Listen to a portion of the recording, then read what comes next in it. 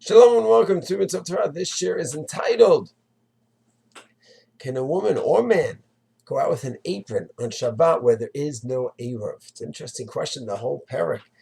Isha in Daf Yomi now, Daf Samachay is a Daf Yomi Shabbat, dealing with what a woman could go out with. It's about a certain kind of clothing that a woman wore, protect herself from becoming dirty. And then the question is, what about an apron?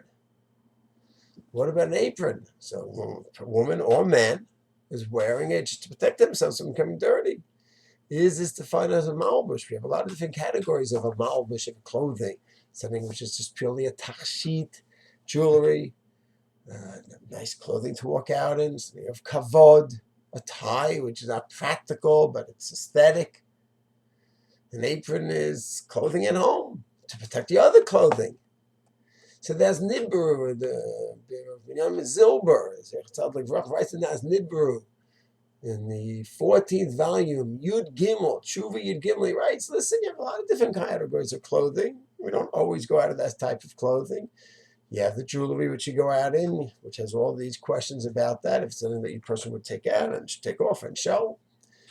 And then you have purely aesthetic clothing. And then he says, yes, you have clothing at home, which might protect other clothing. You might have pajamas that you wear at home, but these may not be outdoor clothing, but luckily they're defined as malbushim, as clothing, and therefore you could go out. So a person goes ahead and wears an apron.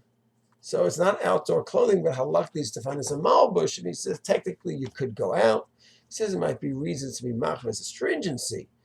Another person can also say it's best that it's ties. There's no fear that you're going to stop and take it off. So mikar din, person could go out as defined as a malbush. It's not a fear of carrying.